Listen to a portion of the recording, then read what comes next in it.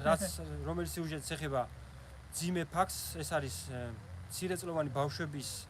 გადატყუება სამხედრო ბაზაზე და წამება აუწერელი ენით, რომლის თვით მოწმეც გავხდი, შემსწრე გავხდი ამ საზარელი დანაშაულის. საყარაულო შენობაში შემთხვევით მე გადავედი ვისარგებლე საპირფარეშოთი, რაც რეალობა იმას ყვები, რომ შევედი საყარაულო შემოღობაზე,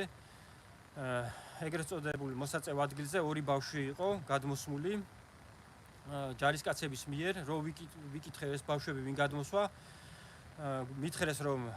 ყარაულის უფროსის კაპიტან ნიკოლოზ ქველაძის დავალებით იყვნენ გადმოსმულები ეს ბავშვები ღობეზე და სუსველები იყვნენ. როგორც ჩემთვის მე ცნობილი გახდა, მაშინ ეგრეთ წოდებულ წყლის აუზში თავით აყურყუმელავეს ეს ბავშვები და სუსველები იყვნენ და აწვალეს და სცემეს გარეთ ეზოში. მაგრამ როდესაც მე შევედი ეგრეთ წოდებული ფხიზელიცვლის ოთახში საყარაულო შენობაში, იქ უკვე საზარელ ფაქტს წავაწყდი. ორი რიგით ჯარისკაცს ეკავა მკლავებში 7 წლის ეს ბავშვი, გვარად არაქელიანი და ეს კაპიტანი ნიკოლოზ ქველაძე ყარაულის უფროსი ამ ბავშვს ყურებს უწრეხავდა და სილებს ურტყავდა სახეში. ეს ბავშვი განწერული ხმით ბოლო ხმაზე ტიროდა, სუსველი ჰქონდა მაიკა და მანამდე მისული იყო ნიკოლოზ ქველაძე თურმე ღუმელიდან ხელში ეკავა გამოღებული ნახშირი და ამ ნახშირს კერძზე უსმევდა და სახეზე ერთი ხელით ესე აკეთებდა, მეორე ხელით ხელს ურტყავდა სახეში და ყურებს უწრეხავდა.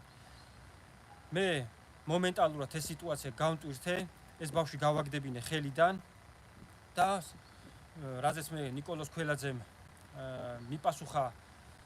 გაბრაზებულმა, რომ ეს მისი საქმე იყო, რადგან წინა დღეს თურმე ნიკოლოზ ქველაძეს ბულკებში მდოგვი ჩაუდია ბულკში და ისე უჭმევია ამ ბავშვებისთვის და ეს ამ ბავშვმა რო ჭამეს ეს მწარე ბულკები გამწარდნენ და მე შეაგინეს ამ ნიკოლოზ ქველაძეს ხა 7-8 წლის ბავშვმა, რაც გაუკეთა ჯერ ამ ხელა კაცმა ესეთ რაღაცას რო გაუკეთებ ბავშვებს, ხო, ეს არის მაზოხისტობა, ეს არის რა ვიცი რა უნდა დავარქვა ამას, ვანდალიზმია ეს ყველაფერი და ხო და ამიტომ სამაგეროს უხდიდა ხა ქველაძე ამ ბავშვებს. ხო 7 წლის ბავშვს, ხო წარმოგიდგენიათ, კაპიტანი კაცი, რომელიც დღესაც მსახურობს ეს ადამიანი და პრეტენზიები ჰქონდა მე მაშინ კაპიტანის კურსზე წასვლაზე და მაიორობის მიღება უნდოდა ამ ადამიანს და გენერალს გახდიან. დღესაც თავდაცვის ძალებში მსახურობს ეს ადამიანი. მომენტალურად გავმტვირთე სიტუაცია და ვუთხარი, რომ საპირფარეშოდან რომ გამოვიდოდი, ეს ადამიანი, ეს ბავშვი აღარ დამხედროდა აქ. ხო და როგორც ესე იგი საპირფარეშოდან გამოდიოდი, კიდევ ამ ბავშვის განწირული ხმა მესმოდა ეგრეთ წოდებული საშრობი ოთახიდან, სადაც ჯარისკაცები დასველებულ ტანსაცმელს ან საწვიმრებს აშრობენ რკინის პლიტა იყო იქ მოწყობილი და დენის პლიტა იყო და იქ აშრობდნენ ამ სულ ტანსაცმელს. და გვერდზევე იყო ეს ოთახი, შევედი სასტრაფოდ ამ ოთახში და რაც მე დავინახე, რასაც შევესწარი, ეს ბავშვი ბეჭებით ყავდათ დაწვენილი, შორტი ჩაზრობილი ჰქონდა. ამ ჯარისკაცებს,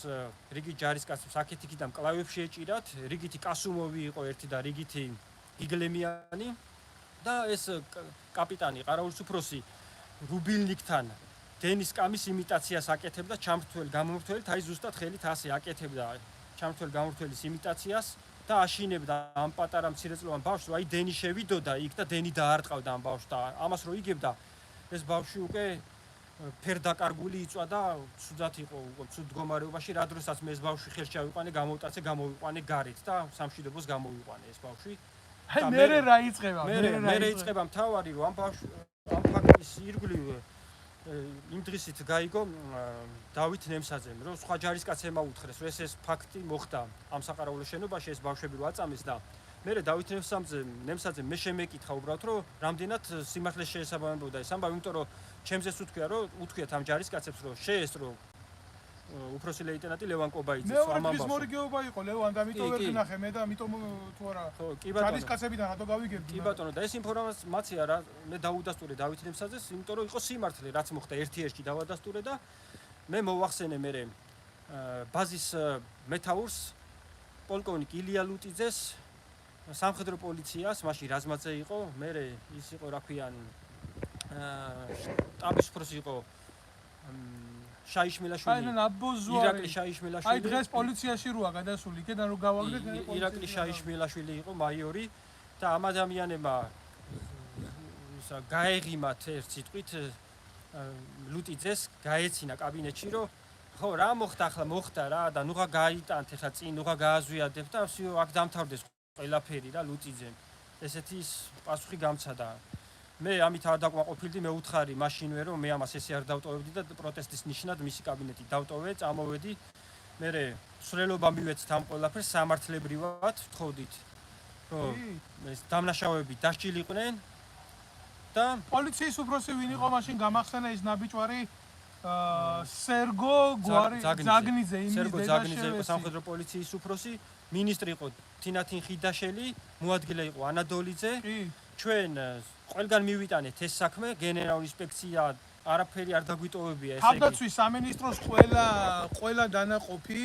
ყველა მაკონტროლებელი უწყება პოლიციური თუ პოლიტიკური ყველა უწყება მოვიარეთ და ყველგან დავაკაკუნეთ რომ რეაგირება ქონოდა ამ ფაქტს და გახსოვს ანადოლიძესთან ბოლოს ხიდაშელთან ხო საერთოდ ზედმეტი იყო ლაპარაკი და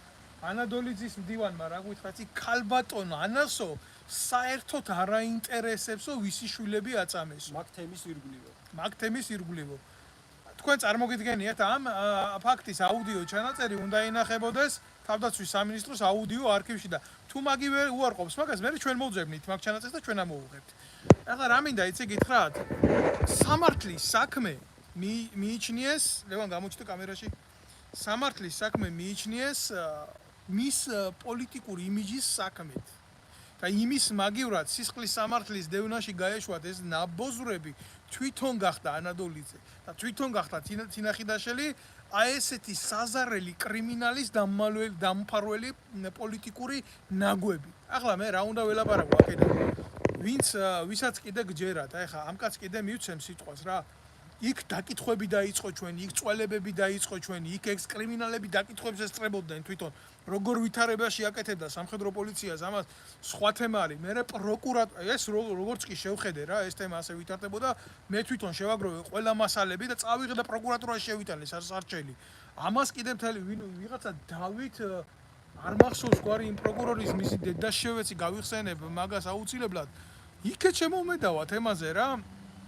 შენ დაჭერასო არა გლოველი გამომძიებელი იყო მაგენი სახელები და გვარები ყველასი უნდა იყოს აბსოლუტურად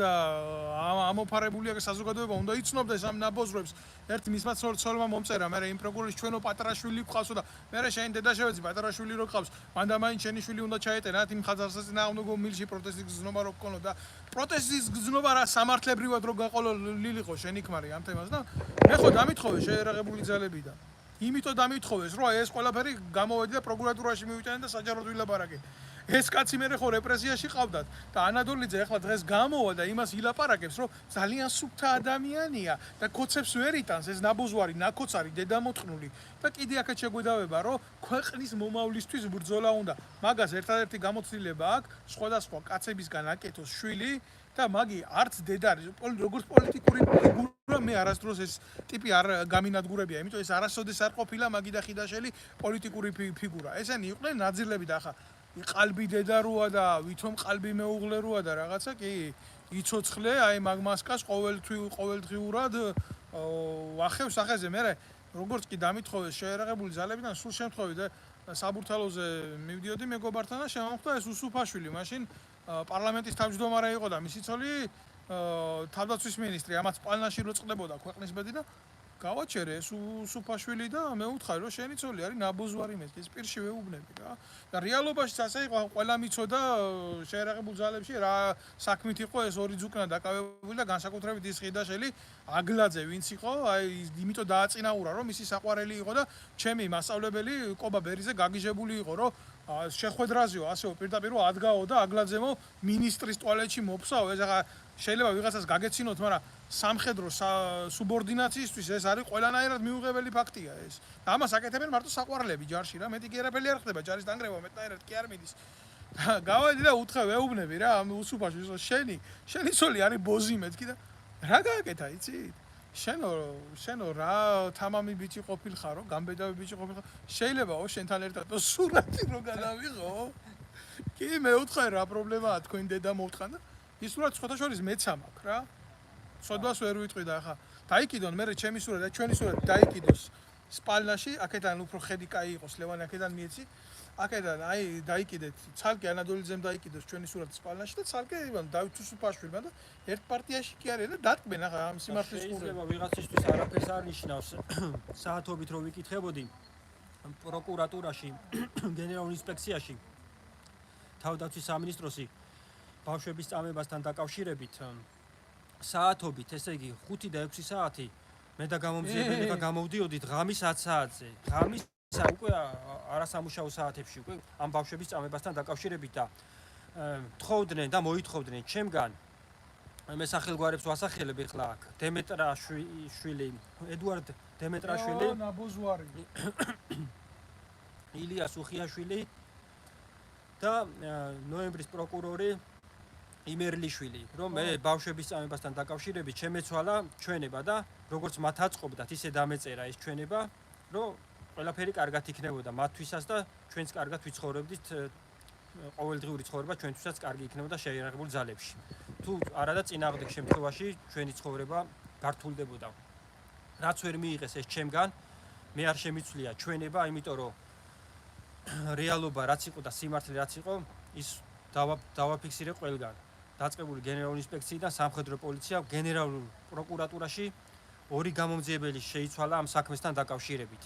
და ყველგან ერთი და იგივე სიმართლე მაქვს, მხოლოდ და მხოლოდ სიმართლე დაფიქსირებული. მეტი არაფერი. აი, ბოლოს მინდა დავასრულო ეს და აი აქედან უთხრა ყველას რა, ვის აი ვინც მე მაწვალებდა რა, ეს სუხიაშვილი, როგორ იყო, იცი? ზუსტად გეტყვით, 5 დღეში მომცეს 3 საყვედური. ამ 5 დღის მანძილზე ერთი დღე ვიყავი გასული მორიგეთ. და რა იყო, იცით? დავიჭირეთ ბაზაზე ერთ-ერთი მეთაურის ახლობელი. როგორც ქურდი შემოდიოდა რა. და ეს ყველაფერი დაფიქსირდა დოკუმენტალურად, გამომიცხადეს მადლობა. და შემდეგ მეორე დღეს უკვე გამომიცხადეს საყვედური. ეს იყო პირდაპირი მოტივი იმისთვის, მიზანმიმართული, რომ შეეკრათ საქმე და 3 საყვედური საფუძველზე ოფიცერი გაეშვა სახლში. მე ახლა ამ ასეთ პატარა სიმახინჯეებს არ ჩავყვები დეტალებს, ჩემმა მეგობარმა დეტალურად ილაპარაკა ესენი რა ხალხია და ეს კიდე არაფერი არ არის. ჩვენ ამაზე კიდე ბევრი გვაქვს ალაპარაკო.